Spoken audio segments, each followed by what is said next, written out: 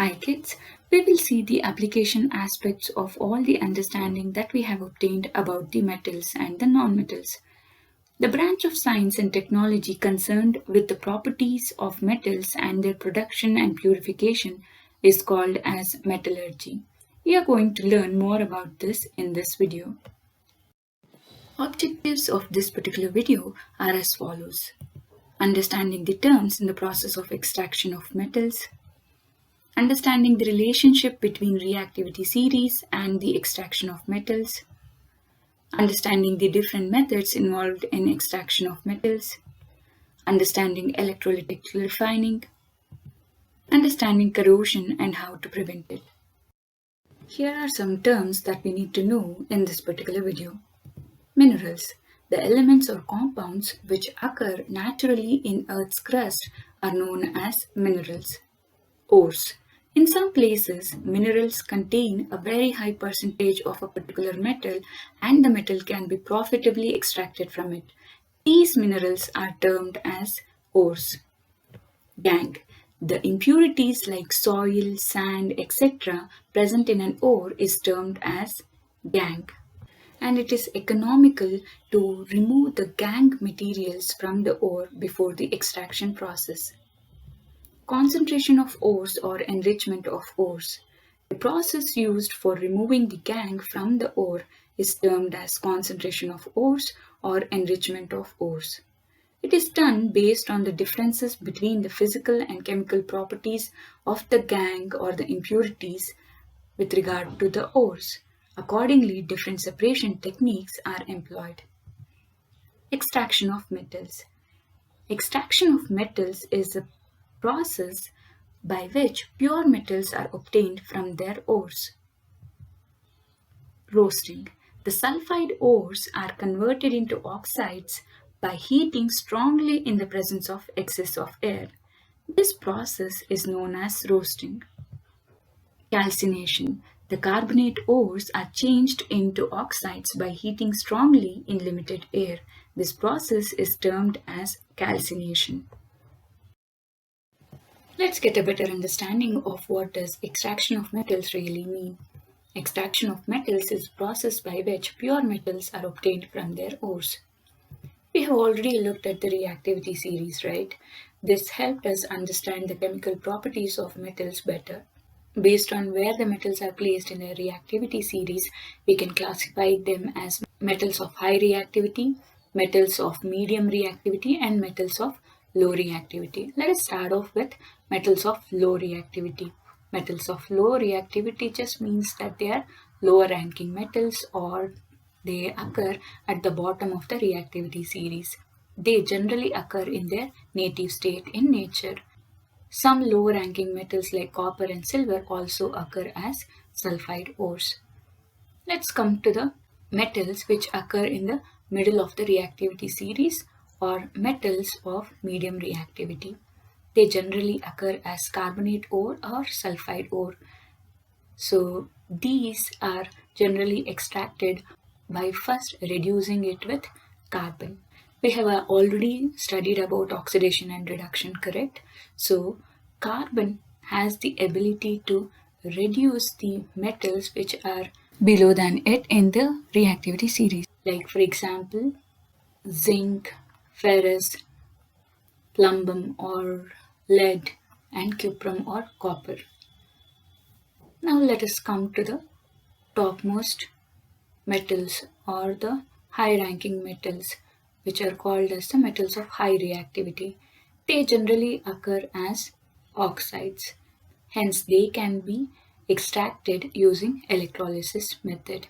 Examples are potassium, sodium, calcium, etc. The understanding that we have obtained till now should help us understand the methodology that we need to use to extract a particular metal. So let us look at the steps now. Concentration or enrichment of the ore to remove impurities. Then we need to reduce the ore to get the metals. So for example, if I need to extract zinc from zinc oxide, I'll remove oxygen from the zinc oxide to obtain zinc. So basically, I'm reducing zinc oxide to zinc. So loss of oxygen from a compound is termed as reduction. And then one needs to purify the metal. Let us look at the extraction of metals low in the activity series. Here you can see how it can be extracted. They generally occur as sulfide ores. When they are roasted or heated in the presence of air, they become oxides, which when heated will give the respective metal. But do understand that these metals are very low in their reactivity and hence will give away the oxygen very easily in their oxide state. So let us look at an example. For example, cinnabar, an ore of mercury, when heated, will give mercuric oxide. Mercuric oxide, when further heated, will lose the oxygen or get reduced to give us mercury. Another example is a sulfide ore of copper or copper sulfide. When copper sulfide is heated, it will give us copper oxide.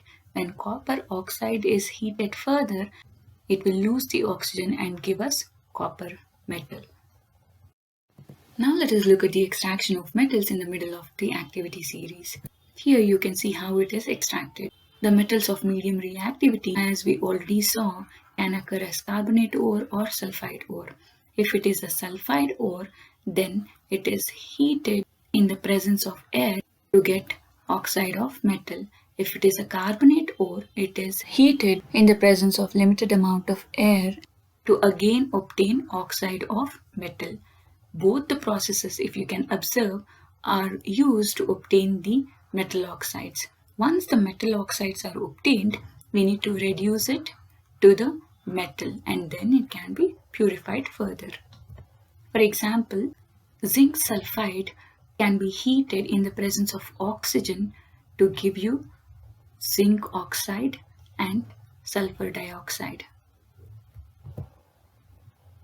Whereas zinc carbonate is heated in the presence of limited amount of air to give you zinc oxide and carbon dioxide.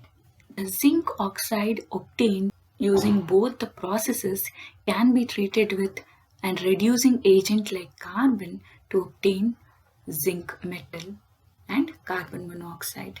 Carbon is acting like a reducing agent here because it is taking the oxygen from the zinc oxide and giving us just zinc. This is because the reactivity of carbon is higher than that of zinc and hence it can displace oxygen from the zinc oxide. Another method can also be utilized to extract metals in the middle of the activity series. That is nothing but single displacement reaction. We have already studied how a metal can displace another metal with a lesser reactivity from its own salts. So here you can see manganese dioxide being reduced with the help of aluminium. So as aluminium is more reactive than manganese, it will displace it and will become aluminium oxide, releasing a lot of heat. Because these processes are very exothermic, they are also called as thermite reaction. One of the reaction that is being utilized to join cracks in metals is the following reaction, wherein ferrous oxide is treated with aluminium to give you ferrous or iron and aluminium oxide with enormous amount of heat. The heat evolved is so high that the metal obtained is in the molten state. Now let us look at extracting metals towards the top of the activity series. Like we already know, these metals are highly reactive. Hence, we cannot use carbon as a reducing agent to extract these metals. That is because these metals are more reactive with oxygen when compared to carbon, as these metals are more reactive than carbon. So hence we would go ahead and use electrolytic reduction. An electrolytic chamber would have an electrolyte, which is basically a salt solution of a metal that we are trying to extract. and it has two electrodes. One is cathode, which is negative in charge because it is connected to the negative terminal of the battery. Anode is positively charged because it is connected to the positive terminal of the battery. So when electricity is passed through these electrodes, extraction process starts off. Sodium, magnesium and calcium are extracted by refining the molten chlorides of respective metals, like you can see here. The positive sodium ions will get collected at the cathode and chloride ions moves towards the anode. That is because sodium are positively charged and they move towards the negative electrode. Chlorine is negatively charged and hence moves towards the positive electrode. The reason it is called as electrolytic reduction is because electrons are involved. We also studied about oxidation and reduction with respect to electrons, right? So losing of electron is oxidation and gaining of electron is reduction. So in here, sodium got oxidized whereas chlorine got reduced.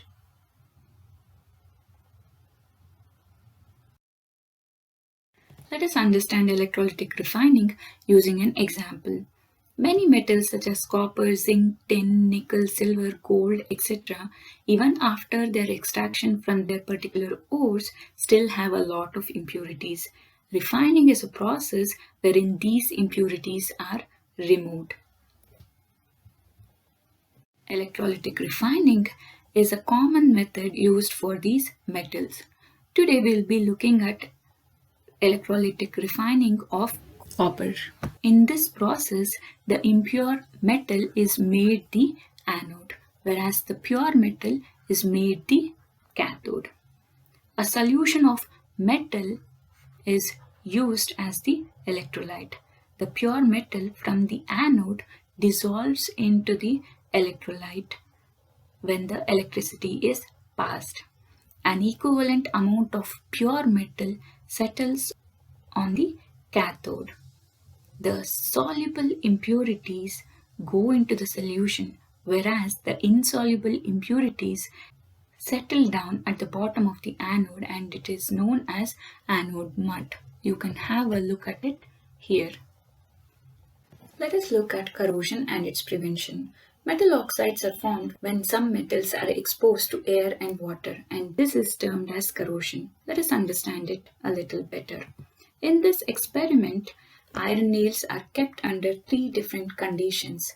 The first in the presence of both water and air, the second wherein it is in the presence of only water, and in the third only in the presence of air.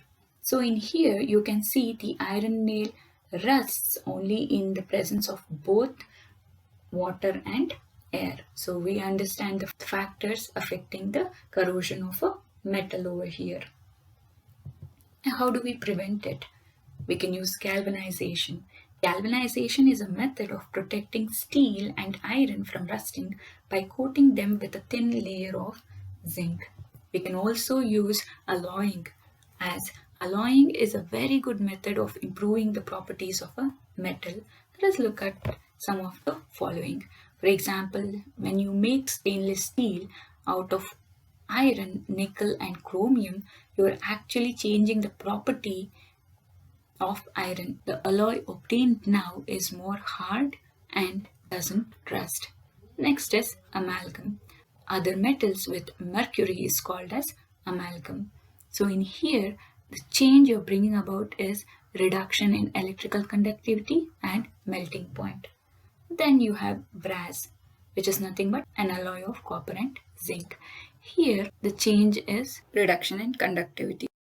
And in case of bronze, which is copper and tin, the change is again reduction in conductivity.